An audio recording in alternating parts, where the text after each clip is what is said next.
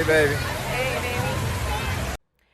Now to a cry for justice after a young mom and business owner was shot to death. Amanda Williams was killed 2 weeks ago in her home. Today, her family is demanding to know why the man police arrested was set free.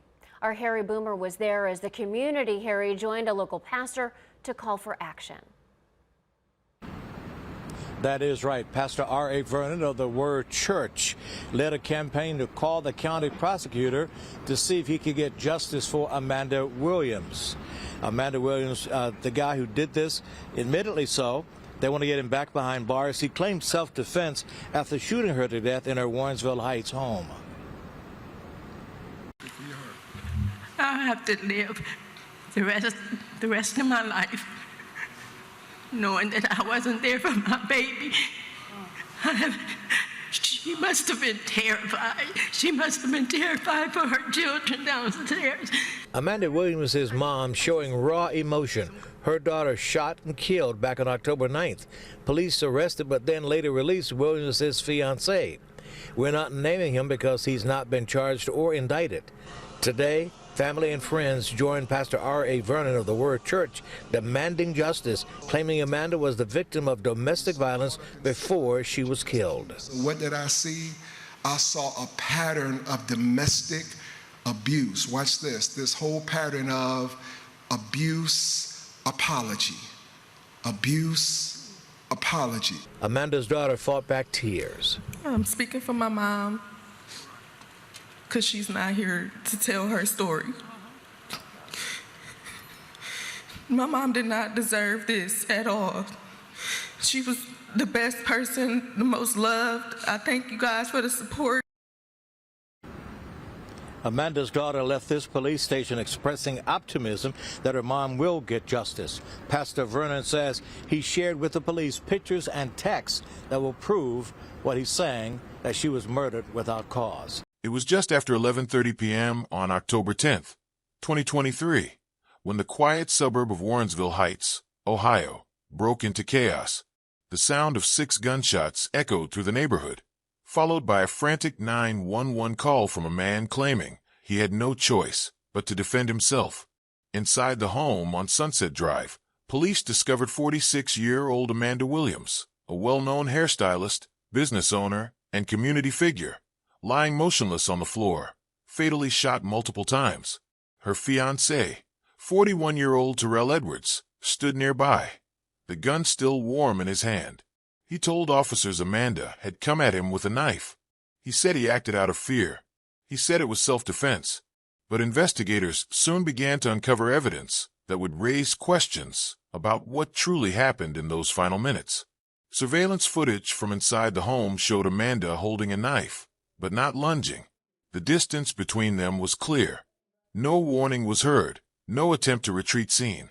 6 shots were fired, striking Amanda as she moved backward. The line between defense and intent began to blur. As the investigation unfolded, what appeared to be a domestic dispute became a deeper examination of control, decision-making, and the limits of fear. Prosecutors called it murder. The defense called it survival. The footage would become the defining factor in determining the truth. This is the story of Amanda Williams, a respected stylist whose life ended in her own home, and of the man who claimed to love her but pulled the trigger. What led to that moment? Was it fear, anger, or premeditated action? And when does a claim of self-defense become impossible to believe? The answers lie within a single night, and 6 gunshots that ended everything. You're watching Crimelens Uncovered, where the spotlight of social media casts the darkest shadows. From TikTok phenoms and Instagram couples to Facebook influencers, we peel back the filters to reveal the crimes behind the fame. When the chase for followers turns deadly, we follow the trail to uncover the truth. These aren't just viral clips, they're stories of obsession, betrayal, and lives cut short. Subscribe if you want the unfiltered truth behind the trending hashtags, because by the time a story explodes online, the tragedy has already happened. Now let's dive in. Amanda Williams was a 46-year-old professional hairstylist and businesswoman residing in Warrensville Heights, Ohio. At the time of her death, she was well known in the Cleveland area for her work in the beauty industry, operating a salon that attracted clients from surrounding neighborhoods. Amanda Williams wasn't just a hairstylist. She was the heartbeat of a Lamode Styles, a cozy Cleveland salon where confidence was reborn with every style. Her shop wasn't just about hair. It was about healing, laughter, and sisterhood. Every client left looking good and feeling unstoppable. Her career spanned several years, during which she developed a strong professional reputation for reliability and attention to detail. Clients describe her salon as a well-managed and orderly environment, where she maintained consistent standards and ensured customer satisfaction. Local business listings confirmed her establishment's active presence in University Heights, serving both regular and new customers. Throughout her career, Amanda Williams was recognized for her professional discipline and entrepreneurial approach. She participated in local beauty events, hair exhibitions, and styling workshops that contributed to her credibility within the industry. Her business records and public listings reflected a stable source of income and consistent customer engagement. Social media posts linked to her salon page highlighted her appointment schedules, client transformations, and promotions. These records showed that she was actively running her business and maintaining steady growth. It's cold outside, it's dry outside. We need to put the moisture back into our hair, ladies. With that being said, we have our hair scalp souffle. All natural ingredients, all good for your hair. It helps it grow, it smells good, it keeps the moisture locked in. It gives it a great shine. For me, I have feeders, a nice little cute and convenient hairstyle right now, but my scalp gets a little bit dry, so what do? You can apply the hair and scalp souffle to your braids on your scalp. It brings the braids back to life. It puts the moisture back into your hair.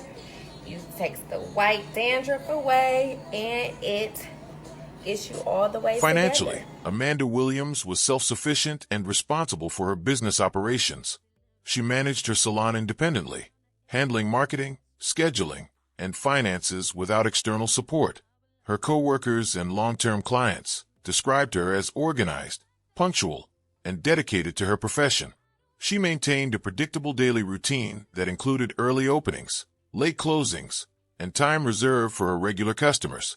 Amanda lived with her fiancé, 41-year-old Terrell Edwards, in a quiet suburban neighborhood in Warrensville Heights.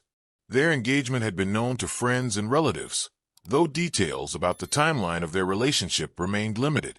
Those close to the couple stated that while they appeared stable in public, private tensions occasionally arose, often centered around household disagreements.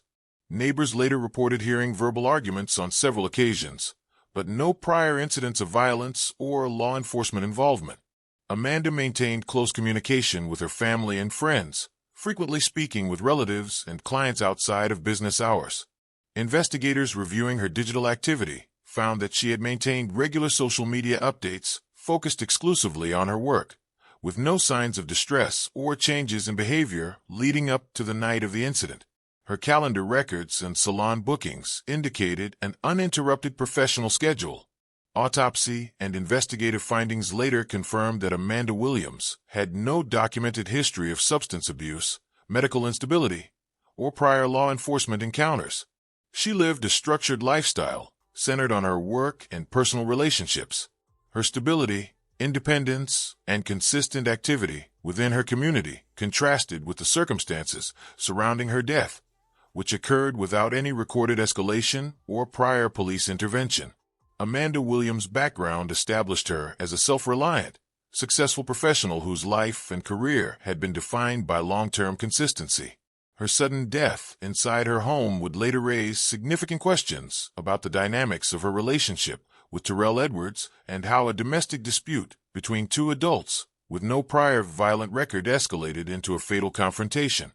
Terrell Edwards, aged 41 at the time of the incident, was identified as the fiancé of Amanda Williams and the person responsible for the shooting that occurred inside their shared home in Warrensville Heights, Ohio. He had been living with Williams for an extended period before the event, and the couple was engaged to be married. Employment records indicated that Edwards had worked in various manual and service-based jobs, including warehouse operations and construction work, but his employment history was inconsistent. Financial documents later reviewed during the investigation showed that he relied partly on Williams for stability, as her hairstyling business generated most of the household income. Individuals familiar with Edwards described him as reserved and private. He was known to have a limited social network and kept a small circle of acquaintances. Background checks conducted by investigators revealed a minor criminal history that included traffic offenses and disorderly conduct, but no prior convictions for violent crimes or domestic assault. Amanda Williams and Terrell Edwards had been in a relationship for several years before the incident on October 10, 2023. Their relationship began in what appeared to be a stable and cooperative manner. Friends and clients of Amanda described them as a couple who seemed well-matched in the early stages, often attending social gatherings together and maintaining a visible presence in their community. Amanda, known for her work as a respected hairstylist, frequently spoke about Terrell in a neutral and supportive way during that period. There were no known reports of domestic disturbance or law enforcement involvement between them during the first phase of their relationship. Over time, changes began to appear. Close acquaintances observed that Amanda had become more private about her personal life, avoiding discussions related to her relationship. While she remained consistent in her professional life, her demeanor toward her fiancé reportedly shifted from open and relaxed to more restrained. Neighbors later told investigators that they occasionally heard raised voices from the couple's home during nighttime hours, suggesting recurring arguments. These disagreements were said to involve issues such as finances, work stress, and differing expectations regarding household responsibilities. Investigators later determined that Amanda's income primarily sustained their lifestyle, which created tension within the home.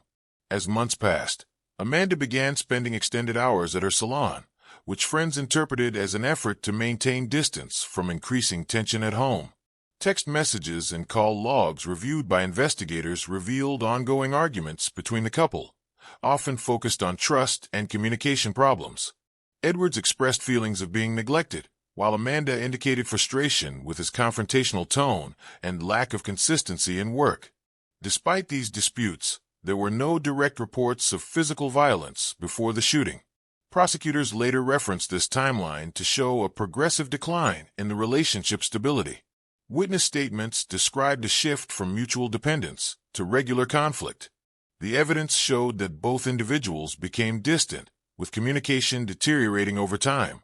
Edwards's friends told investigators that he often spoke about feeling undermined and excluded, while Amanda's co-workers noticed that she avoided discussions involving her personal life altogether.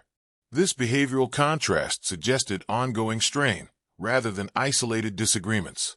On October 10, 2023, the day of the shooting began quietly at the Warrensville Heights residence on Sunset Drive. There were no reports of previous disturbances or police involvement earlier in the day.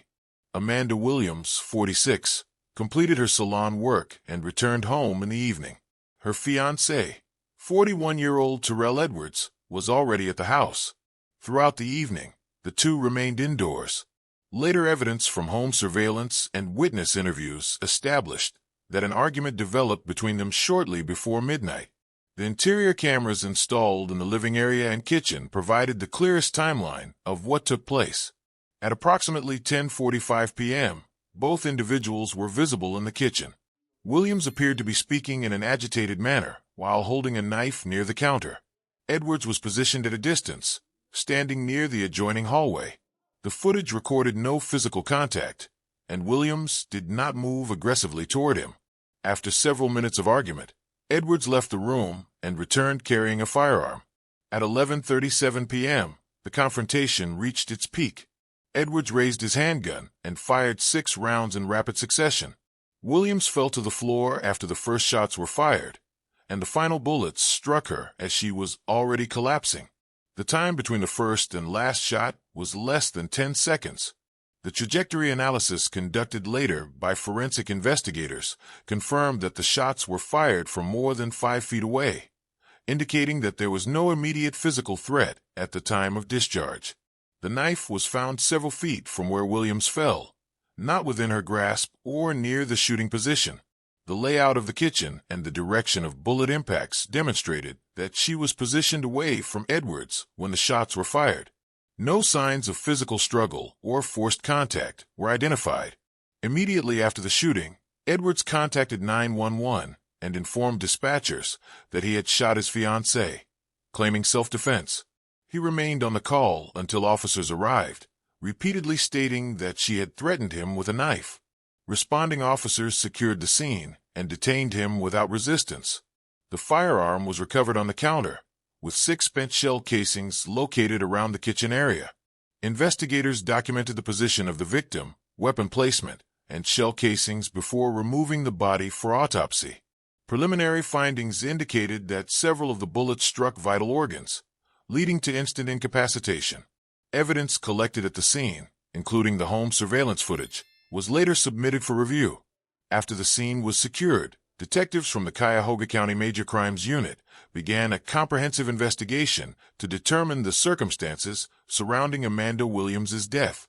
Their goal was to establish whether the shooting was justified under self-defense or if it constituted intentional use of deadly force.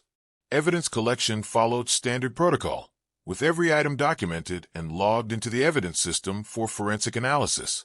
Surveillance footage recovered from a camera positioned inside the residence became the central focus of the investigation. The video captured the verbal exchange and the shooting sequence between Amanda Williams and Terrell Edwards. Investigators reviewed the footage and observed that Amanda held a kitchen knife during the argument but did not move toward Edwards. She was several feet away when he raised his firearm and fired 6 consecutive shots. The video did not record any verbal warning from Edwards, and no visible attempt was made to retreat or de-escalate the confrontation. After firing, he was seen stepping back and calling 911. The timestamp on the footage matched the time recorded in the emergency dispatch log, confirming its authenticity. Forensic experts conducted a detailed examination of the recovered evidence. Ballistics testing confirmed that all 6 shell casings found at the scene were discharged from Edwards' firearm. Trajectory analysis showed that the bullets were fired from a standing position and at a downward angle, consistent with a scenario where the victim was falling or attempting to move away during the gunfire. Gunshot residue testing confirmed recent firearm discharge on Edwards' hands, while none was detected on Williams. The autopsy performed by the Cuyahoga County Medical Examiner's Office determined that Amanda Williams sustained multiple gunshot wounds to the torso and neck. One of the initial shots caused immediate loss of motor function, meaning she was incapacitated before the final rounds were fired. Investigators compared Edwards' account with the forensic and digital evidence. In his recorded statement, he claimed that Amanda Williams advanced toward him with a knife, prompting him to shoot in self-defense. However, the evidence did not support this version of events. The physical distance between the two, combined with the trajectory patterns and the absence of close-range gunfire indicators, suggested that Amanda was not in an attacking position. The knife recovered from the scene was found several feet away from where her body was located, and there were no signs of physical contact or defensive struggle between them. Detectives also reviewed the couple's digital communications, including recent text exchanges and phone logs, which showed signs of escalating arguments in the days preceding the shooting. Statements from neighbors confirmed that verbal disputes had been overheard on multiple occasions, but no previous police interventions had taken place. Upon completion of the forensic review and video analysis, investigators determined that the evidence contradicted Edwards' self-defense claim, and their findings were submitted to the prosecutor's office to support formal charges of murder and felonious assault. After the completion of the evidence review, investigators submitted their findings to the Cuyahoga County Prosecutor's Office for legal evaluation. The compiled materials included surveillance recordings from inside the residence, ballistic examinations, and the medical examiner's report. The analysis confirmed that multiple shots had been fired from the handgun recovered at the scene, all traced to Terrell Edwards. The autopsy results and trajectory assessments established that the victim, Amanda Williams, was not in close proximity to Edwards when the shots were discharged. Based on these findings, investigators determined that the available evidence did not support his claim of immediate danger. On October 12, 2023, prosecutors filed formal charges against Terrell Edwards in the Cuyahoga County Court of Common Pleas. The indictment listed 2 counts of murder, 2 counts of felonious assault, and 1 count of domestic violence. The first murder charge applied under Ohio law for purposely causing the death of another person, and the second addressed causing death during the commission of a violent felony. The 2 felonious assault charges related to the intentional use of a deadly weapon and the resulting serious injury. The domestic violence charge was included because Edwards and Williams were engaged and shared the same residence at the time of the incident. The trial of Terrell Edwards commenced in early 2024 at the Cuyahoga County Court of Common Pleas. He faced charges that included 2 counts of murder, 2 counts of felonious assault, and 1 count of domestic violence. Edwards maintained a plea of not guilty, asserting that the shooting was an act of self-defense under Ohio law. The courtroom proceedings were methodical, with both sides relying on evidence that had been carefully examined during the investigation, particularly the home surveillance video. The prosecution began by establishing a detailed timeline of the incident, using video footage synchronized with the time of the gunshots. The recording showed a verbal argument inside the residence, followed by Edwards drawing his firearm and firing 6 times. Prosecutors stated that the footage clearly demonstrated that Amanda Williams was not advancing at the time of the shooting. They noted that no audible commands were given and no visible attempt to disengage was made. Forensic experts testified that the bullet paths and wound locations indicated a pattern consistent with sustained firing rather than a spontaneous defensive reaction. The prosecution emphasized that Edwards had control of the situation and that his actions were not consistent with someone in immediate physical danger. The medical examiner provided testimony confirming that one of the initial bullets caused a wound that would have instantly incapacitated Williams. The remaining shots were therefore unnecessary to stop a threat. This conclusion, combined with the absence of any injuries on Edwards, was used to argue that the shooting did not meet the conditions required to justify deadly force. Crime scene investigators also testified that the evidence placement, including the location of the knife and spent shell casings, corresponded with the prosecution's version of events and contradicted Edwards' description of being attacked. The defense argued that Edwards acted out of fear during a tense confrontation. His attorney stated that the presence of the knife created a reasonable belief that he was in danger of being harmed. The defense emphasized that he remained on the scene, called 911 immediately, and cooperated fully with police, portraying him as a man who believed his actions were necessary for survival. They highlighted moments from the video that showed Williams holding the knife, suggesting that this visual context was enough to cause a genuine sense of fear, even if she did not move toward him. Didn't you do things short of shooting her? Terrell Edwards on the witness stand today defending his actions. He shot and killed his fiancée last year, but he says he had no choice. He was being attacked. Hi, everyone. I'm Brian Duffy. And I'm Nicole Versansky. So was the shooting death of Amanda Williams a cold, calculated murder, or was it an act of protection? Terrell Edwards doesn't deny shooting her, but he says this is simply a case of self-defense. Prosecution obviously disagrees. Our Harry Boomer with testimony from the courtroom today. Chill out! Chill out! You know what? Chill out! Why are you trying to tell me what? You know what? It could have been right. It could have been right after. That confrontation led to the shooting death of 46-year-old Amanda Williams in her bedroom, her own gun used by her fiancé, Terrell Edwards. He was on the witness stand today claiming self-defense. The prosecution tried to punch holes in his testimony. Why don't you tell her, sweetheart, I have your gun. I will shoot you if you don't stop with that knife. I didn't think in that instance to say that. I didn't.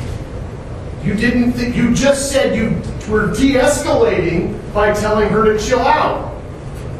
Why didn't you de-escalate further by saying, I've got your gun, please stop? Like I said, I didn't want to shoot her. I did not want that to happen. Edwards recalls how he ended up shooting his fiancée by reenacting what he says happened. The first shot, like when I was trying to run and she swung the knife, like I pointed the gun and I shot, I was kind of like jumping back to avoid a knife. So I kind of jump back and shoot at the same time. And it was this rapidly, like. You didn't aim at her, but isn't it also true you didn't miss?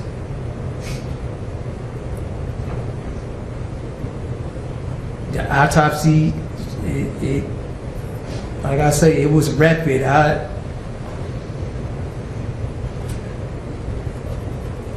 It was rapid. Like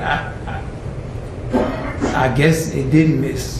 Williams was struck 6 times, including in her back, in October of 2023. Over the course of the trial, the prosecution called multiple witnesses, including the Cuyahoga County medical examiner's firearms expert. The prosecutor says Edwards never tried to render aid. Edwards says at the time he was trying to call 911. I don't know how to perform CPR, or I didn't check for a pulse. She never moved. Maybe Tyler did. Why not let Tyler go to her mother and try to help her? Didn't want Tyler to be traumatized. Really? I didn't. She kept trying to get over there. I didn't want her to see her mom like that. After deliberations, the jury reached a unanimous decision. Edwards was found guilty of 2 counts of murder, 2 counts of felonious assault, and 1 count of domestic violence. The jury did not find sufficient evidence to prove that the act was premeditated, resulting in his acquittal on the aggravated murder charge. The verdict indicated that while the shooting was intentional, it did not meet the standard for planned execution. Verdict form for count 3, charge of murder. We, the jury in this case, being duly impaneled and sworn, do find the defendant, Terrell Edwards, guilty of murder in violation of Revised Code Section 2903.02b of the Ohio Revised Code. It's charged of count 3 of the indictment. It is filled out in ink by all 12 jurors. On March 11th, 2024, the court sentenced Terrell Edwards to life imprisonment with eligibility for parole after 24 years. The ruling concluded that his conduct exceeded any reasonable standard of self-defense and that the use of deadly force in this situation constituted criminal homicide. The decision formally ended the case and closed the judicial process surrounding Amanda Williams' death. After the conviction and sentencing of Terrell Edwards for the fatal shooting of Amanda Williams, the case continued to influence public discussions and community initiatives. News of the verdict spread across Warrensville Heights and the greater Cleveland area, generating attention from media outlets, advocacy groups, and residents who had followed the case since the night of the incident. Amanda Williams, known for her work as a hairstylist and business owner, had maintained a professional presence that extended beyond her local salon, and her death prompted discussions about domestic conflict and accountability. Within days of the sentencing, her clients and co-workers organized community vigils at her former salon location in University Heights.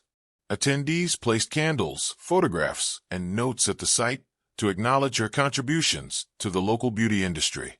These gatherings became places of reflection, not only for those who knew her, but also for individuals who viewed the case as a reminder of the need for early intervention in domestic disputes. Local organizations focused on domestic violence prevention used the Williams case to illustrate how personal relationships can escalate into fatal outcomes when weapons are introduced. Public forums and educational programs were held to discuss identifying signs of control, fear, or aggression before they result in violence. Law enforcement representatives also addressed residents about available support systems for individuals experiencing domestic tension. Legal professionals analyzed the trial outcome in interviews and commentary segments, emphasizing how physical evidence, surveillance footage, and forensic analysis were decisive in determining responsibility and dismissing claims of self-defense. Members of the beauty industry where Amanda had built her career began forming plans to create a scholarship fund in her name. The proposed initiative aimed to support individuals pursuing cosmetology training, continuing her professional legacy and commitment to mentoring others. Although still in development, the idea gained attention through social media and local news coverage.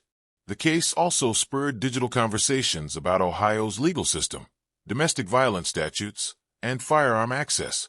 Online discussions frequently examined how the legal definition of self-defense applies within domestic environments and how evidence, such as video footage influences public perception. Legal experts and advocacy groups cited the Williams case during interviews, pointing out that the outcome reflected both the importance of factual documentation and the challenges faced when distinguishing between defense and aggression in intimate settings. Months after the sentencing, community leaders in Cuyahoga County collaborated with police departments and advocacy groups to introduce educational outreach programs. These programs focused on conflict management, responsible firearm ownership, and the prevention of partner-related violence. Local workshops and awareness campaigns used the Amanda's case as a learning model for identifying behavioral warning signs before escalation. By the conclusion of these efforts, Amanda Williams' name became connected not only with the tragedy that ended her life, but also with initiatives designed to prevent similar cases. Her story remained part of community safety discussions and professional development efforts within the Cleveland salon industry. And that concludes today's case. But remember, this is just one of countless hidden stories waiting to be brought to light. Here at Crimelens Uncovered, we're committed to digging beneath the surface, giving a voice to those who can no longer speak, and making sure their stories are never lost to time. If today's investigation gave you new perspective, just wait. There are more cases coming that will shock, disturb, and challenge the way you see the world. So don't forget to subscribe, tap the like button, and turn on notifications, so you're always first to know when a new story drops. We release fresh investigations regularly, and trust me, you won't want to miss what's next.